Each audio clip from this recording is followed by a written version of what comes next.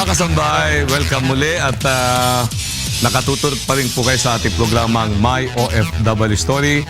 At para sa ating mga OFWs na pwede po kayong makisali sa ating talakayan sa pamamagitan po ng ating mga text lines. At kami po ay mapapanood din via www.untbweb.com via live streaming din po. Pwede rin po kayo makapanood sa amin sa inyong mga mobile phones. Gamit naman ang UNTV app na pwede nyo pong i-download. Libre po yan. Sa iba po, nagbabayad. Dito po sa amin, libre po. Bago ang ating talakayan, silipin muna natin kung ano at gaano ba kaganda ang winter fireworks sa Dockland, Melbourne, Australia po. Panoorin niyo po ito. Melbourne offers an early weekend with a bang during July and August with free Friday night fireworks here in Melbourne, Australia.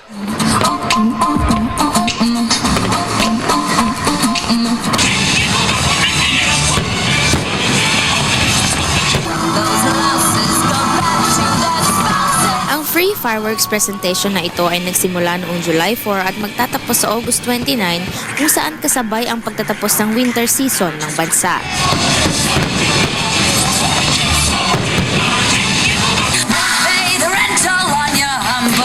Mayroon ding accompanied music ang kanilang presentation para makadagdag aliw sa mga audience nito, kabilang na ang ating mga kababayang OFW kasama ang kani-kanilang pamilya.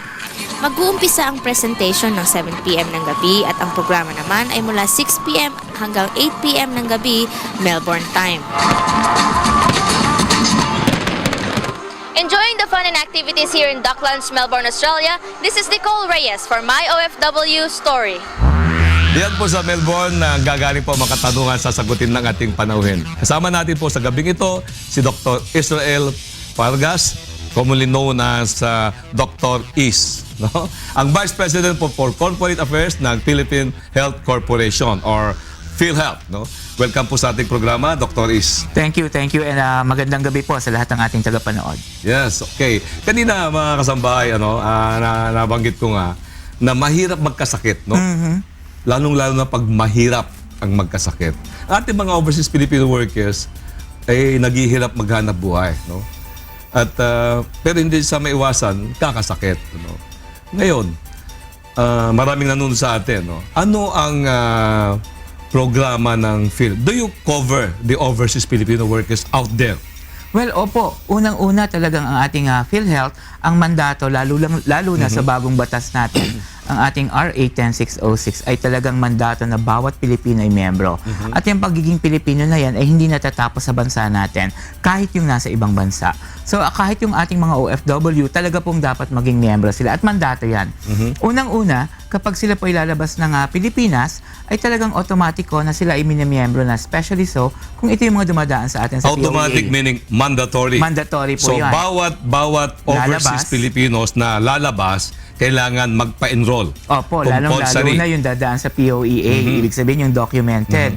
So lahat po yan, bago po makalabas, kasama po sa listahan yung pagiging PhilHealth member. Ngayon, yun naman po mga nadudoon na pwede pa rin magmiyembro, anytime pwede silang magmiyembro sa PhilHealth. Kaya maganda ito yung mga palabas pa lang, compulsory. Yes. Pero yung mga andun na sa host countries na hindi nakapagparehistro dito, nakapagpa-enroll sa PhilHealth, pwede silang mag-voluntary enrollment. Opo, pwede po silang magpa-voluntary or sa totoo lang, kung sila naman ay migrant worker, ay talagang under the Migrant Workers Program. Pwede po yon. Ngayon, kung halimbawa, nadoon na sila sa ibang bansa at hindi pa sila miyembro at magpapamiyembro sila dito sa atin, so pwede pong, actually, pwede nga po, attorney, commissioner, no, na sila ang magpapamiyembro sa kanila dito ay yung mga naiwan nila ditong pamilya. Kasi kung walang pamamaraan doon. So dito, i-enroll sila at dito na rin pwede ang pagbabayad.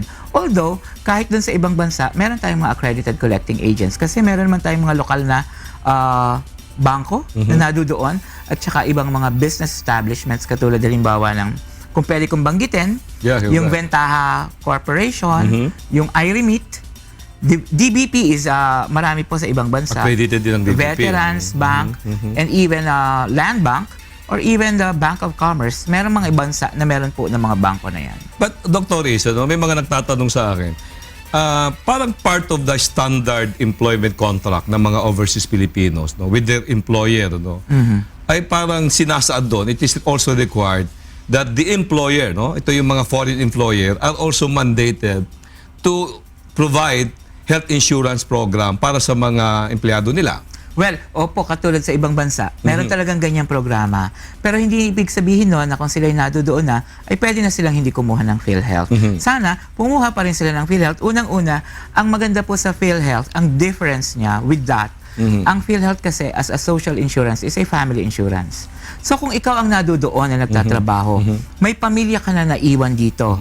Kung yung insurance doon ay para sa'yo, pero dito sa mga naiwan mong pamilya, walang insurance sila. At yun ang maganda sa PhilHealth dahil social insurance siya, family insurance siya.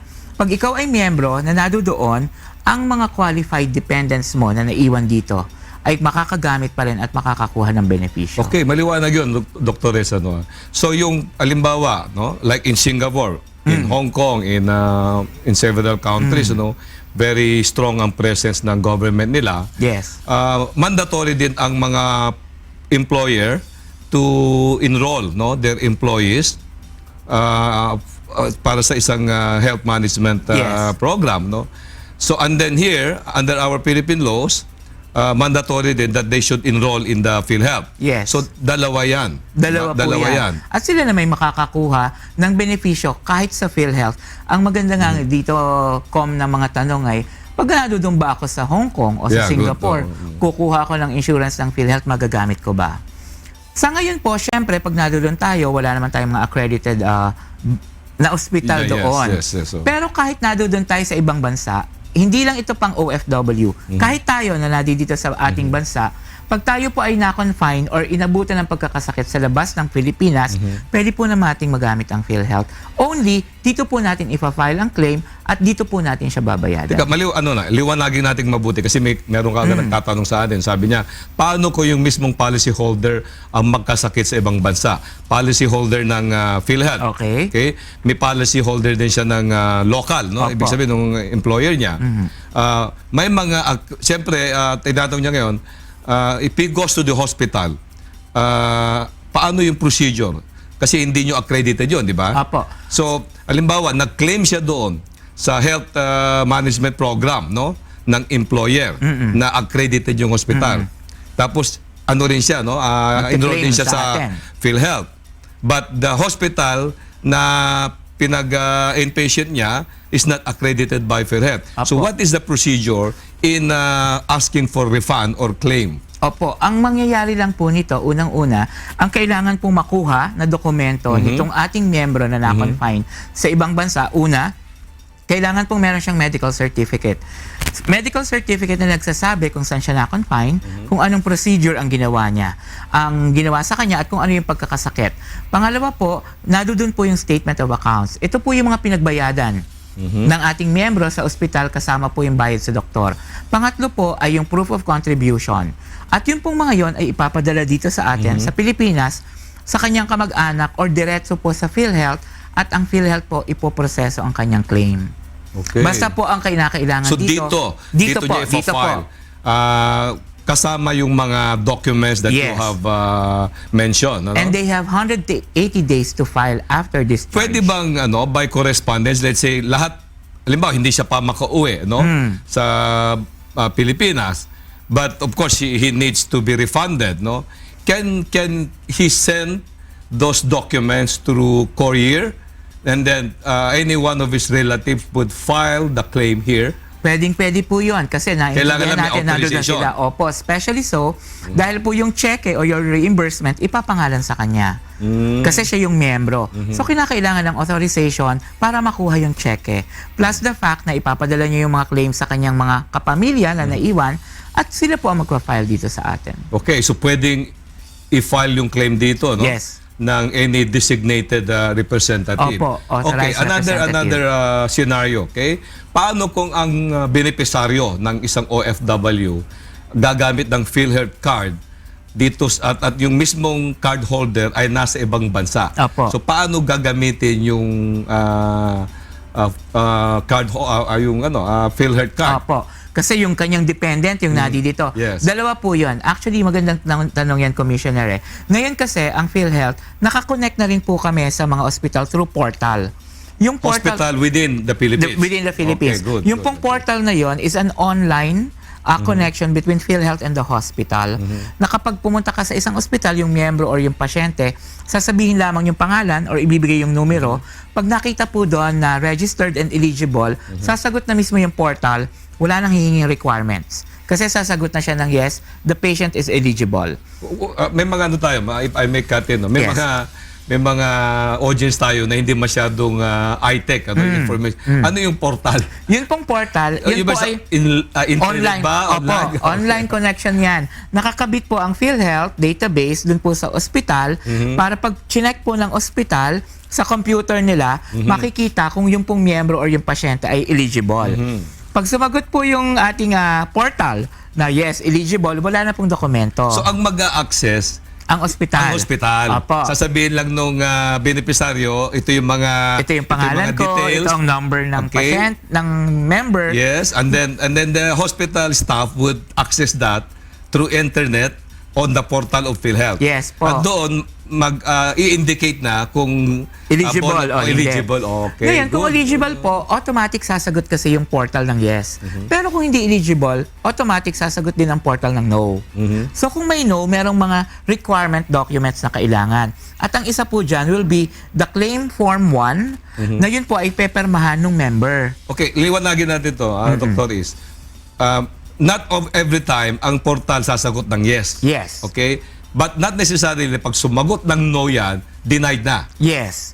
Okay, Ibig sabihin because- lang po, okay, pag good, sumagot ng no, may mga requirements kayong isasubmit. Yun. Ngayon po, ang isa sa requirement doon na merong pangangailangan ay ang Form 1.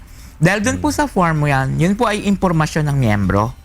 At doon pinepermahan ng miyembro. Kasi siya yung pumeperma doon as a member. Ngayon, kung nasa abroad ang member, like ang ating mga kababayan OFW, pwede naman po ang peperma ay kung sino yung kanyang pinakamalapit, yung next of kin. Basta nakalagay po doon kung anong relasyon, at pangalawa, dahilan kung bakit siya ang pumerma. So kung OFW po yung member, sasabihin na gano'n, at i-identify niya kung siya ay asawa, o kung siya po ay anak na legal, na appropriate age, or magulang. Okay. Anyway, siguro mas very interesting itong tanong ko ngayon.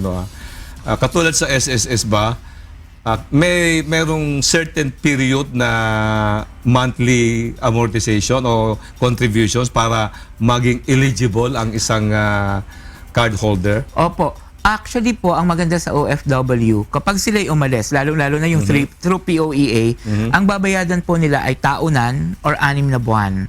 At ang kanila pong, Which is how much? which is 2,400 for a year, For a year. or 1,200 for 6 months.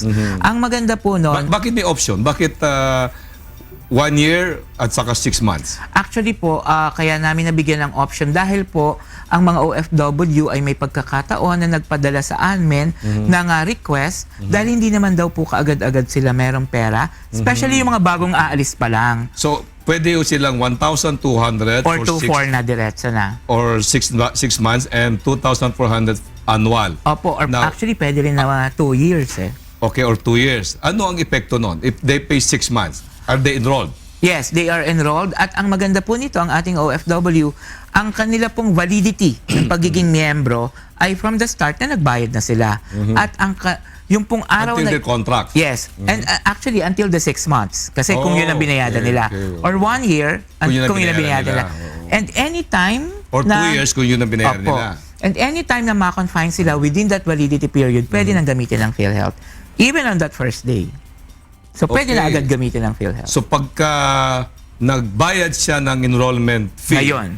of 6 months, 1,200, that very day, entitled na siya, Yes. eligible na siya until 6 months. Yes po. Now, if he pays 1 year, 1 year Isang yung taon ang validity period If niya. he pays 2 years, 2 years ang yung- validity po okay. niya. Hindi katulad ng iba na chinecheck muna kung ilan ba ang contributions niyan, 3 buwan ba, 6 na buwan bago bigyan ng eligibility, di ba? Well, actually po ay unique feature yan ng ating OFW sa PhilHealth kasi nga may kontrata sila. Pero on a general application po ng rules, ang rule natin lalo na sa ating mga employed or individually paying, dapat ay meron kang 3 months within 6 months na payment prior to confinement. Halimbawa po ngayon, kung ngayon kang July mako-confine, ang 6 na buwan pabalik is January to June. Dapat at least may 3 buwang bayad ka doon. May tanong lang ako kasi very medyo napabalita kasi may mga interesadong nagtatanong na sa ating audience ngayon na kasi 2 weeks or 3 weeks ago nagkaroon ng press statement yung bagong hirang ng administrator ng Overseas Workers Welfare Administration at nabanggit niya na they will introduce another health program.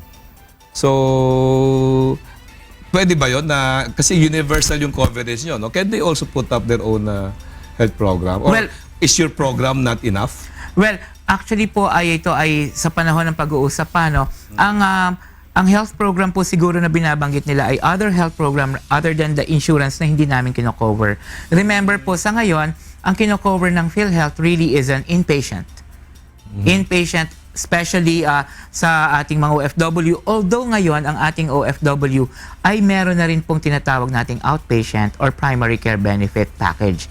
Pero ito po, di ba ang ating mga OFW naman nasa labas ng bansa? Yes. So ang makakakuha talaga nito ngayon ay ang ating mga dependents nila. At ito pong primary care benefit na ito or check-up na tinatawag natin ay limited pa lang sa ating mga accredited rural health centers or outpatient departments ng government na accredited natin. Sa Pilipinas, sa bansa natin, meron na kayong primary health care. Yes.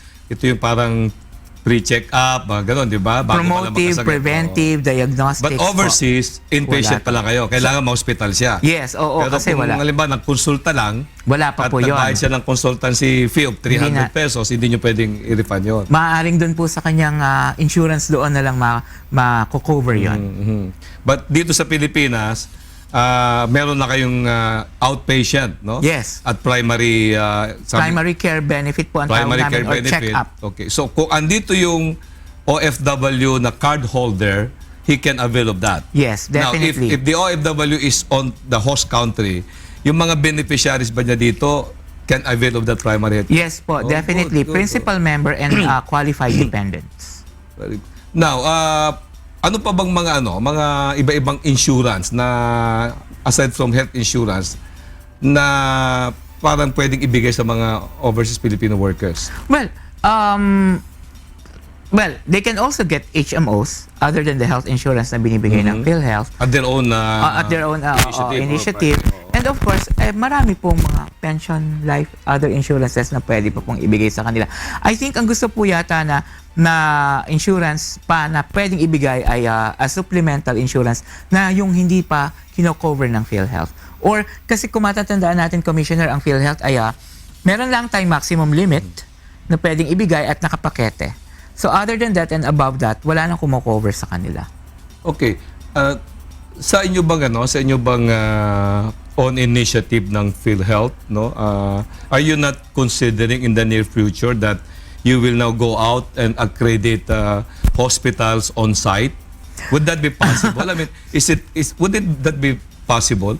Alam mo, hindi siya malayo, especially now na may coming na Asian integration. Sa Asian integration kasi 'di ba all services Yes. pwede na amongst. Yes. So baka po sa pagdating ng mga panahon na 'yun, pwede na nating pag-usapan, especially sa mga Asian countries. Diba? It's not quite difficult anymore because of the information technology. Just Correct. push the button, all the information of the card holder is there, no? So it's just a matter probably of partnering with accredited hospitals. Opo, tama po 'yun. And siguro baka ang kinakailangan dito ay yung sa mga host countries na meron tayong reciprocity. Kasi katulad halimbawa ng Obamacare, sana pwede rin dito kung may mga Amerikano na dito, no? So yung mga ganong issues po. Okay, so mga kasambay, bigyan po natin ng pagkakataon makapagtanong ang mga taga Melbourne, Australia sa pagbabalik po ng My OFW Story. And then, yung tatay niya, kung ito ay 60 years old and above na. So, effective, ano tawag mo doon? Yung effective qualifying contribution pa po. Effective qualifying contribution or mismo yung father ang beneficiary. Or minsan po yung tatay ang magmiyembro or gawin po niyang qualified, maging dependent kung qualified. Okay, salamat po sa sagot, Dr. Si Marian Corpus naman, isa pong AIDS care worker. Ang susunod ko pong tanong, more than 10 years na po akong member ng PhilHealth. Natigil po ako magbayad 2 years ago. Kapag po ba umuwi ako sa Pilipinas, so pwede po ba ako makapag-claim kapag na-hospital po ako? Marian, hindi na po. Kasi nga po, dapat meron tayong effective qualifying contribution na 3 buwan sa loob ng 6 na buwan bago ka ma-ospital. So kung 2 taon ka na pong hindi nagbabayad, definitely wala po kayong magagamit na PhilHealth benefit. Okay, so wala na po, no? Kasi 2 years ka nang hindi nagbayad, so wala na po. Ang advice ko naman, wala na po, Commissioner. Ang advice ko naman, Magpa-re-enroll. magbayad na po tayo ng contribution para anytime kung uuwi nga naman sila at magkasakit, may magagamit. Pwede ba siya magpa-re-enroll? Actually, Ibig dapat sabihin, po. kasi di ba, 2 years yung contract niya. After 2 years, wala na siyang contract. Hindi na siya nag-ano. But ngayon, gusto na naman niyang magpa-cover sa PhilHealth. Opo, Pwede ba niyang i-re-enroll? i-reactivate lang po using the same number, magpadala siya dito sa kanyang kamag-anak para maipagbayad siya. Pwede po. Okay, back to you, Nicole. Sino pa ba ho magtatanong dyan sa Melbourne, Australia? Ang susunod po na magtatanong ay isa pa rin pong kababayan nating OFW na nagtatrabaho bilang isang auto mechanic na si Marvin Reforzado. 9 years na po ako nag-abroad. Ang tanong ko lang po, kung ma-hospital ako dito sa Australia, maaari ko po bang ma-reimburse sa PhilHealth ang nagastos ko dito? Okay. Marvin, oo, magandang katanungan yan. Kung ikaw ay ma-hospital, wag namang mangyayari dyan sa Australia. Or dahil marami ka ng pera na inabot ka sa Amerika o kung saan mang bansa, pwede nyo po yung ma-reimburse sa PhilHealth. Pero hindi po dun sa bansa kung saan kayo na-hospital. Yung pong mga documents, katulad po ng inyong statement of account, at saka po yung proof ng pinagbayadan ninyo, plus the medical certificate galing sa ospital, ipapadala po ninyo dito sa atin sa PhilHealth para mabayadan natin. Okay, kay Marvin, no, sabi nga ni Dr. is, kahit na hindi ka umuwi dito, pwede mo ipunin mo yung mga nabanggit ni Dr. is na mga documents na kinakailangan, ipadala mo by mail, then come out also with accompanied by a parang special power of attorney, di ba? Authorization. At itong kamag-anak mo dito sa Pilipinas ang magpa-file.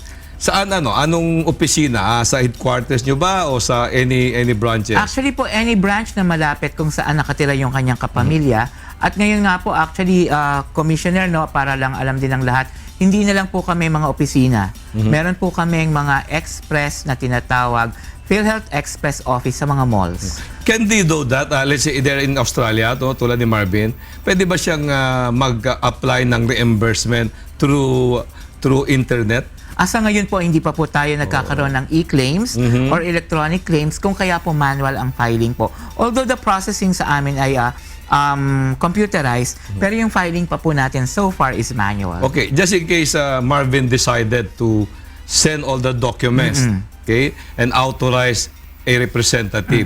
Anong ipapadala niya mga dokumento? Original ba o pwedeng duplicate copy na certified? Pwede naman po ang duplicate, especially kung kinakailangan niya doon. Kailangan lang pong i-certify. Tapos po dito, yun nga pong kanyang mag-anak ang magpa-file na. At ang maganda dito, Marvin, tatandaan nyo, you have 180 days to file after discharge. Okay, 180 days in excess of that, wala na. In excess of that, madi-deny po siya, i-appeal na lang. Okay, good answer. So, back to you, Nicole.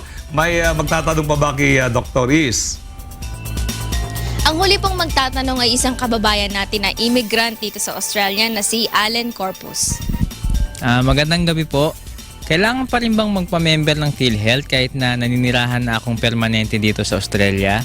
At ano po mga benefits ang makukuha ko kung magpapa-member po ako sa PhilHealth? Well, unang-una, magandang tanong yan, no? Saka maraming immigrant na, no? Actually po, kung kayo naman ay mga immigrant na at wala naman kayong balak na umuwi sa Pilipinas, so pwede na rin pong hindi. Pero kung kayo ay may mga kamag-anak na naiwan dito, Yes. kapamilya basically, dapat po ay sila ay nasisigurado natin na sa panganahon ng pangangailangan ay meron pong PhilHealth membership. So, kailangan magpamiyembro pa rin natin tayo lahat, no? Anong benepisyo? Ang benepisyo po, unang-una, meron talaga tayong inpatient benefits. So, kapag na-hospital ka, na-confine ka, babayadan niya ng PhilHealth. Pwede rin actually na outpatient, yung mga minor surgical procedures, halimbawa, cataract extraction. Yan pong mga yan ay hindi na kailangan i-admit eh. Outpatient na lang yan. Teka. Binabayadan niya ng PhilHealth. Let's clarify ano yung immigrant. Pag immigrant status ka, you are a permanent resident. But correct. you are not yet a citizen of that Yes, country. yes. Okay, so Pilipino ka pa rin, Yes. but permanently residing in Australia. Yes. And that would still qualify you to enroll in the PhilHealth. Correct. Kahit po yung kahit po good yan. yung may dual citizenship, Mhm. kahit po yung naturalized, naturalized Filipinos, pwede rin niya mag-enroll. Actually nga po, pwede rin pong mag-enroll at dapat mag-enroll yung mga foreigners or citizens of other countries na naninirahan na dito at nagtatrabaho na dito. Allowed din silang mag-enroll. So kung itong mga Pilipinos na immigrant na, tulad nga nung nagtanong sa atin, immigrant na, but siyempre alam mo naman yung kultura ng Pilipino, di ba? Mahal na mahal yung mga kamag-anak dito sa Pilipinas. So para sa kanila, yung pagpapa-enroll sa PhilHealth ay hindi na nila mapakinabangan in Australia because they are already permanent residents. Pero yung mga kamag-anak nila dito, ilan bang pwedeng i-designate na beneficiary? Actually, walang bilang, Commissioner. Oh. At actually, kahit naman po sila ang nadodoon, di ba, pag na-confine nila, Yes. may beneficio Can pa they rin claim makukuha. also? They can Kahit claim. na hindi na sila, I mean, they're no longer resident. Yes, no? because They're- they are the principal members. So anytime mako-confine Kasi doon, ang pwede pa rin ang i-file dito. pagkakaalam ng karamihan, kasi ang overseas Filipino workers, yung temporary ka doon eh, di ba? Pagka temporary ka, eligible ka na magpa-enroll sa PhilHealth. But pag hindi ka na overseas workers doon, but you are already an immigrant, meaning you have acquired permanent residency, para bang hindi ka na hindi ka na Pilipino. Hindi ka na Pilipino eh. No? So it's a good So it Hindi doesn't po. matter, di ba? It doesn't matter. I think per statistics, mga around 10 million yung documented. Yes, no? yes, yes. And around, po doon, mas malaki pa, around more than 5 million ang temporary. And then the rest, the 4 million are permanent na. Pero ibig sabihin po nun, pwede pa rin silang mag-enroll sa PhilHealth. Okay, well said. Kaya kayong mga Pilipino immigrant na dyan sa Australia, you listen from, narinig nyo po kay Dr. Is, pwede pa kayong magpa-enroll just for the love of your relatives here in the Philippines. At balikan ko lang, no? Sino Yes. ba yung mga pwede nyo i-declare na qualified dependent? Yeah, good, Unang-una, yes, oo. inyo pong legal spouse. Commissioner, legal Kung spouse. spouse niya doon din sa Australia. Pwede pa rin niya Pwede pa i-declare rin yun. dependent Okay. yun. Okay. Legal spouse. Yung the other woman andito sa Pilipinas. Yun lang hindi bawal. pwede. Oo, illegal wife yun. Okay. Pero ang sinasabi rin natin, kung ito ay ina-allow ng batas, ay more than one pwede. Like sa mga kapatid nating Muslim. Yes, yes. Ang mga anak po na 20 years old and below, And below. na hindi employed at wala pang mga asawa or wala 21 pang anak. hindi na. Ang 21 po, Legal age na yan. legal age dapat may membership na, pero ina-allow po natin at yan ay inalaw ng batas na pwede ang 21 and above kung sila ay merong permanent disability. Katulad po halimbawa ng pinanganak ang inyong anak na may mental retardation. Yes. Oo. So kahit po yung Special 24, child. 25, pwede po yun. At atin pong mga magulang na 60 years old and above na hindi miyembro ng PhilHealth, pwede nating i-declare. Okay, so walang limit Walang on the limit. beneficiaries. Kung Hindi ang katulad na halimbawa, asawa mo lang, tatay mo lang, nanay mo lang, hindi. Hindi po. Pwede Kung- lahat. Asawa mo, tatay mo, nanay mo, Yes. kapatid mo. At kung ang anak mo ay 10, basta less than 20 years old, pwedeng i-declare. Pwede yun. Dami naman doon. Back to you, Nicole. Maraming salamat po mula po dito sa Melbourne, Australia, Nicole Reyes para sa My OFW Story. Maraming salamat po sa iyo, Nicole Reyes, no? Siya po ang ating correspondent dyan sa Melbourne, Australia. So malalaman nyo mga kasambahay, all over na po ang UNTV. Naririnig po tayo dyan live sa Melbourne, Australia. Merong magtatanong sa atin, no, Dr. Isa, no? Yes po. Ito, nag-text siya from, the last four numbers is 7856. Ask ko lang, member po ako since 2005. Natigil lang po ako nung 2012, so 7 years, no? Bali, mag 2 years na akong nakatambay sa Pilipinas dahil na-opera po ako sa appendix. Hindi ko po nagamit ang PhilHealth ko. mababaliwala na ba po ba ang PhilHealth ko? Actually, hindi po mababaliwala ang inyong pagiging miyembro ng PhilHealth.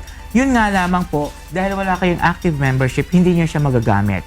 Yun pong mga naihulog nyo na noon, simula pa ng pagiging miyembro ninyo, yan po ay magagamit natin kapag binilang na po natin yung tinatawag natin na, meron kasi tayo commissioner na program na lifetime membership. Lifetime membership. Apo, ito po yung pagdating mo sa age of retirement, and you retired, which is halimbawa sa atin, government, 60. 65. Or 60, pwede na po. As a private, 60. Apo, tapos 56 sa mga uniformed personnel. Ah, yes, okay. And sa judiciary, I think, is at 70. O, bali, ano yun no? Sa PNP, sa 56. uniform, sabi nga, 56. PNP or AFP, di ba? 56 ang retirement nila. Sa private companies, 60. Sa government, Pwede po rin natin ang 65. 60. Or Tinatanggap na po ang 60, 65. And then judiciary is of course 70. Opo. So ano yung mga programa dito? So yun po, pagka po kayo na-reach nyo na yung age na yan and you retired yes. from the service at meron po kayong hulog na 120 months or at least 10 years of contribution, kayo po ay magiging lifetime member ng PhilHealth. Ibig sabihin, wala na kayong ibabayad na kahit anong kontribusyon, but you will get all the benefits habang kayo ay nabubuhay. So doon po papasok yung tinatawag niya na naihulog niya from 2005. Na yun po 2005 to 2010, 7 years lang yun kulang. Opo. Pero later on po, kung siya'y patuloy na magbabayad at dadating sa edad ng retirement, dadating po siya para maging member ng lifetime Okay, member. curious lang ako. Yung 2005, 2012 natigil siya, no? So 7 years na continuous siyang Now, para maging lifetime siya, pwede yung alimbawa after 2012 o gayon nanonood sa atin 2014 nalaman niya na pwede pala siya magpa-enroll siya. Opo. Tapos umabot pa ng 5 years yun, pwede niyang idagdag doon sa 7 years. Opo. So more than 10 years magiging lifetime member na siya. Opo, yun po yung sinasabi natin na hindi mawawala o mababaliwala yung inyong mga naihulog. Okay. Dahil yun po ay mag-accumulate para ma-qualify kayo later Ang sa importante lifetime member. lang magpa-re-enroll Opo. and pay the corresponding premium. Pero remember lang, yung pong ating lifetime member, dalawang kondisyon yon. Okay. Hindi pwedeng isa. Dalawa. 120 or 10 years and age of retirement and you retired. Oh, so hindi pwedeng hindi pwede yung kulang ka ba ng 10 years gusto mo na mag-lifetime. Hindi po. At Dalawang kahit na- kondisyon. So kahit na naka 10 years ka na, Oo. kung hindi ka pa retirable, hindi ka Hindi pa ka rin pa rin pwede. mag-lifetime. Oh. At halimbawa po kung na naka 120 ka na and 61 ka na, pero hindi ka pa nagre-retire, hindi ka pa rin qualified to be a lifetime Okay. member. So ako, naka more than 20 years ako, no? Pero hindi mo naman sasabihin na edad mo, Kom. Na ako, senior citizen na ako. talaga po. I'm already 64, no? I retired, but when I retired, no, from the service, Commission on Human Rights, I was then 58. Nag-qualify na ba ako noon? Hindi pa. Hindi pa po, kasi wala pa kayong 60 sa government. Okay. So ngayon, 60 na ako, 64 na ako, then I have accumulated more than 10 years of contribution. I can now apply as a lifetime member. Kung kayo po ay hindi na gainfully employed, pwede na po. okay. Pero That's- if you are still gainfully employed, hindi pa po. Yes, I am gainfully employed by UNTV. Yes. So bawal na, no, di ba? Bawal pa I'm po. gainfully employed by teaching. Yes. Hindi pa rin yun, Hindi no? pa rin po. So dapat, you reach the age of retirement and you retired from the service. Okay. So katulad naming mga doktor. Kasi pagka-retired ka na, if you're not yet tired, di ba? Kailangan pala, you are retired and you are tired. Yes. Plus 10 years of contribution. Yes. Opo. And you will be eligible for the lifetime membership. And meron pa rin kayo, kung meron pa rin qualified dependents, kasama pa rin yun. Okay, tinatanong nga paano pagka lifetime member ka, ilang mga dependents o beneficiaries na pwede mong gawing beneficiaries? Wala pa rin commissioner limit. As long as they are qualified, doon sa nabanggit natin kanina, pwede pa pong i-declare. Okay, good. Okay, may katanungan naman tayo, no? Dr. Isa, no? From 3691. Paano po kung ang overseas Filipino workers na members of PhilHealth nagbayad under sa voluntary payment and hindi sa OFW payment? Ano yun? Opo. Pero Voluntary at saka compulsory, magkaiba ba yun? yung po kasing voluntary, yan yung ating mga informal economy, yung mga self-employed. Dati. Yan po yun. Not necessarily overseas workers. Not necessarily Okay, overseas good, workers. okay. Kasi baka dati po siya ay self-employed, nag-voluntary membership. Ngayon, OFW, ang gagawin nyo lang naman po ay magpadala kayo ng tinatawag natin na PhilHealth Member Registration Form. Saan sila Po yung makakuha PMR. niyan? Downloadable po yan. Okay, good, www.philhealth.gov.ph.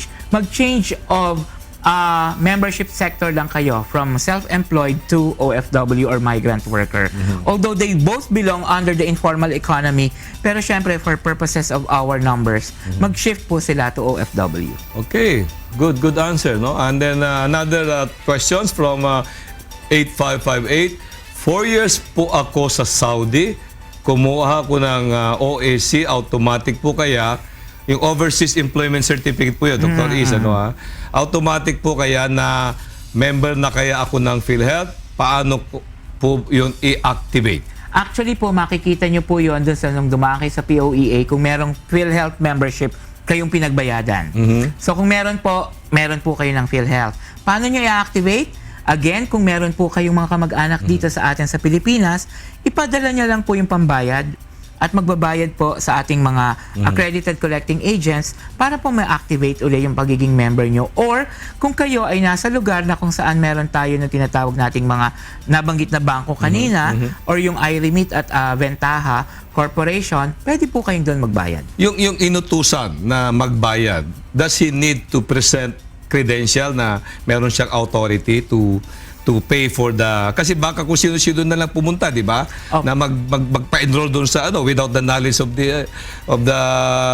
the member, no? So of the OFW. So does he need an authorization? Well, hindi naman na po kasi ito ang kinakailangan lang natin ay dun, meron kasi di ba yung mga pinifill upan Yes. na form, doon po isusulat plus the number ng OFW. Sa ngayon po pala para May lang pirma na yun yung OFW doon pagka in-enroll. pwede pong wala yun actually dahil Yes, merong representative naman. At yung kanyang premium payment papasok doon sa number ng OFW na yon. Clarify ko lang po, sa ngayon kasi yung ating OFW payments ay tinatanggap natin sa ating mga PhilHealth offices. Okay, good. Okay, another question, Dr. Is, wag ka sana magsawang wala magsumagot, kasi ang dami po talaga interesado magtanong. I was confined sa hospital na hindi po accredited ng PhilHealth. Can I claim my hospital expenses from PhilHealth? Unang-una po pwede kahit hindi po accredited ang ating pinasukan na healthcare facility, pero ito po ay sa panahon ng emergency. So, sa emergency cases lang. Kung hindi po ito emergency, ito po ay automatic madi-deny kasi kasama po yan sa ating polisiya. Ano ang pwedeng gawin? Iba-file pa rin po ninyo sa PhilHealth ang claim, magsulat po kayo ng motion for reconsideration at isulat po doon ang kadahilanan kung bakit sa hindi kayo accredited healthcare facility na confined. Okay, two things. One is, how do you define emergency? Well, sa ngayon po ang Para sa kaalaman ng Yeah. ating mga audience. well, it's a matter of life. Kasi pwede niya sabihin, emergency ito. Di ba? Opo. Pero hindi naman pala emergency. Di ba? How do you define emergency? well, para sa atin po, it's a is it a life and death threatening? It's a life and death threatening situation or meron pong a threat for a loss of limb, loss of eyesight. Pero ito po ang isang caveat dyan, no? Ang magdedetermine po ng pagiging emergency ng kaso ay ang korporasyon, ang PhilHealth. Ang PhilHealth. Yes. So you reserve the right. Yes, dahil po Okay. kailangan nating makita yung medical record kung talagang ito ay isang emergency case. Matatandaan natin, sa PhilHealth po, meron tayong mga doktor na siyang nag-evaluate ng mga kaso. Yes. Second, what is the value of accreditation? Why do you have to accredit hospital? Well, that is one of the mandate ng PhilHealth to make sure na dapat po ay quality service ang naibibigay sa ating mga miyembro. And through accreditation, na-determine natin ang isang hospital or healthcare facility kung sila ay nagpo-provide ng quality service. At yan po ay dumadaan kasi we set quality standards and we have standards of accreditation na bago po natin ma-accredit ang mga hospital, kailangan muna silang dumaan sa accreditation na yan. So, is it correct to say na pagka-accredited yan ng PhilHealth, dumaan sa tamang proseso, yan ay it can provide quality health service. Yes po, and we make So sure pag- of that. So pag hindi accredited yan, Well, they Failure yan. Well, they do provide also. Does it follow No, na? hindi naman po. Hindi naman po. Actually, So that all the hospital would be encouraged to get accreditation from PhilHealth. Opo, diba? kasi unang-una, mandatory sa bawat Pilipino na dapat maging PhilHealth member. So ngayon, kung ang isang mga ospital or isang healthcare facility hindi accredited ng PhilHealth, So he cannot provide chances services. are, He cannot be paid. at hindi pupunta sa kanila ang mga miyembro dahil hindi sila yeah. makakagamit. So talagang ang tendency ng mga ospital ay magpa-accredit sa atin. Okay. Good answer. Now, another question from 3279. Good evening, Commissioner Soriano. Pag nagpa-opera ako sa mata, cataract, or ano yung isa? Glaucoma, Opo. pwede ba gamitin ng PhilHealth? 63 years old na ako, pero lifetime member ako. Ayun, pinag-usapan kita natin niyo lifetime po. member. Okay. Ibig sabihin, hindi na po siya nagbabayad. Opo, pwede nyo pong magamit ang PhilHealth anytime kasi kayo ay lifetime member. Yung pong card na yun lang ang inyong ibibigay sa ating accredited facilities. Incidentally, ang ating cataract eye, ang ating pakete How much ay pala? 16,000 per eye. Wow, 16,000 per per eye, eye. no? So when I get operated, ano na rin ako, nakatarak removal na rin ako, no? 16,000 yun, Yes ano? po. So bali, yun ba yung 16,000 yun para doon na rin sa lens? Kasi I paid the lens 15,000 ata eh. Well, because ang lens po, depende kasi ang lente na ginagamit. Oh. But the 16,000 is a package for So hospital, lahat na yun, including lens and PF. professional fee, yung lente, the And the use of the hospital. operating room. Yes. Okay. Pero yung preparatory examination, kasama ba yun? Kasi I underwent so many examination parang in fact I spent more on the examination, pre-examination kasi dapat makita yung puso mo, makita mo yung BP, pati sugar ko, nag-ano na nga ako Ika nga over the bakod na nga ako sa sugar. Oh, okay. If this were done during the confinement, kung na-confine ng isang pasyente, kasama po siya. Pero kung ito ay outpatient, hindi pa po makakasama. Yeah, yung sa akin kasi outpatient, they will not schedule me for cataract removal If you're not cleared. unless I am cleared, no? So everything is stress test, so tama forth, po. no? Cardio, everything. For any operation po, especially for person more than 35 or 38 years old for that matter, kiniklear talaga yan. Yeah, but would not be included sana sa PhilHealth privileges? Well, Ganon? yan po ay Kasi yung pinag-aaralan. mga blood, gano'n, Yeah. di ba? Mga mahal yun 11,000 ata yung Yan po ay pinag-aaralan natin at sana nga ay kakayanin na ng pondo Sana natin po. until such time na maayos na. Pero ngayon, yung ating mga x-ray, mga lipid profile, fasting blood sugar, yan actually kino-cover na natin sa PhilHealth kahit outpatient. Pero sa ngayon, para sa ating mga indigent and sponsored members and OFW members pa lang. May follow-up question ako dyan sa cataract operation. May mga doktor kasi, no? Depende yan sa kategorya ng mga espesyalista, mga doktor. Okay, they charge a higher professional fee. Would that be included in the 16,000? Yes. Pero ang ating pong bayad ay pakete lang. Kung ano po yung package, yun na po yun. Doon ba sa 16,000 na pakete, nakadetalya kung ano yung for the operating room, for the recovery room, for the PF, for the ganon? Actually, dati ganyan. Hindi tayo nakapakete. Dati ang pagbabayad natin ay para sa doktor, para sa kwarto, para sa laboratorio, para sa operating room fee. Kaya lang, napansin natin na una, na-abuse siya. Pangalawa, ang tendency is to overutilize. Kasi nga, pag ganon, kahit anong serbisyo na i-order nila, babayadan ng PhilHealth. So sa ngayon po, ipinakete na natin. 60% of the package is for the hospital to include the room and board, the laboratories, the medicines, and 40% will go to the doctor as a PF. Okay, ito Dr. Is, parang merong siyang recommendation at suggestion, no? From 2626, Dr. Is, hope you can revise policy on collection. Kasi 2 taon na po siyang empleyado, pero wala pong record kasi daw walang sinupit ng names ang kanyang employer. Sana huwag tanggapin ang payment kung walang list of employees. Please protect us members. Yung negligence po ng company, external auditor ay mga empleyado, lalo na mga membro po ng PhilHealth ang naagrabyado. Opo, maganda po yung suggestion pero gusto ko rin i-clarify kung tayo po Alam mo naman ito, Commissioner, di ba? Pag tayo employed, automatic kinakaltas yan. Yes, that is Kung correct. kaya po ang prinsipyo natin, kung lalo-lalo na sa employed, ay dapat ay hindi nagsasuffer ang mga miyembro, Yes, ang mga yes, so- employee. So kung yan man po ang ating mga employer sa ngayon ay hindi nagsasubmit ng ating mga tinatawag na remittance list, pag kayo po ay na-hospital, kayo po ay babayadan ng PhilHealth. Ang hahabulin po namin, unang-una yung employer, may penalty po sila sa pag hindi pagsasubmit. Actually, ang penalty po natin ngayon is at 3%. No? Tapos, at kung gaano yung katagal, mag-a-accumulate yan. Plus, kung na-confine po ang ating mga tinatawag na empleyado, yun po ibabayadan ng PhilHealth at yun pong ibinayad namin, actually, isa-charge pa namin sa employer. Pero sana po dun sa nag-text, iparating nyo po sa amin yung pangalan ng inyong employer para ma-check po natin. You have ano, di ba? You have mandate para habulin itong mga employer na kinakaltasan ang mga empleyado nila na hindi nila nire-remit yung yung contribution sa PhilHealth. Tama ka, Com. Actually, sa bagong batas, binigyan ng karapatan at kalayaan ang PhilHealth na mag-examine na ng mga financial documents ng mga ganyang, ng mga employers, no? At even the hospitals.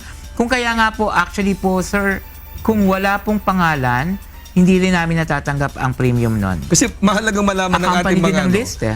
mahalagang malaman ng ating mga audience na especially mga members ng PhilHealth that PhilHealth protects the interest of the members. Yes, the pro-member employees, po not the tayo. employers, di ba? Baliwanag Pro-member yun. po tayo. Okay. Kung kaya yung makakakuha kayo ng benepisyo at ang amin pong hahabulin ng inyong employer. Pero sana po maganda rin may ipadala nyo yung pangalan. Yes, anyway, doon po sa nag-text, ipadala niyo po sa amin kung sino yung employer niyo, bibigay po namin kay Dr. Is. At yung po mga nagte-text sa atin, napakarami po nakalinya, ako hindi ko na po mababasahin, but sigurado po ako, kukunin po lahat namin mga katanungan niyo po, ibibigay po namin. Bago po umalis si Dr. Is, ay ibibigay po namin lahat ng katanungan at sa pamamagitan ulit ng ating programa, baka po masagot po namin, pa isa-isa.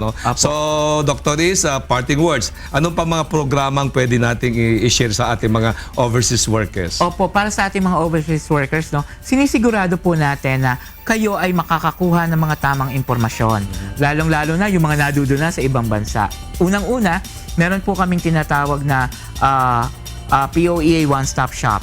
So, pwede po doon. Pangalawa, nagtitrain po kami, Commissioner, ng mga Foreign Service Officers na pinapaalis ng ating DFA at nadidestino sa iba't ibang embahada para po pwede kayong magtanong doon. Pangalawa, kami po ay nagtitrain. Just recently, katatapos lang nung May, yung training po ng mga employers na nagko-conduct ng PIDOS para po laging kasama ang PhilHealth para po sa tamang impormasyon. At kung kayo po ay merong pagkakataon, visit our website www.philhealth.gov.ph. Pwede rin po kayong mag-email sa amin. Yung ating mga OFW Action Center at philhealth.gov.ph.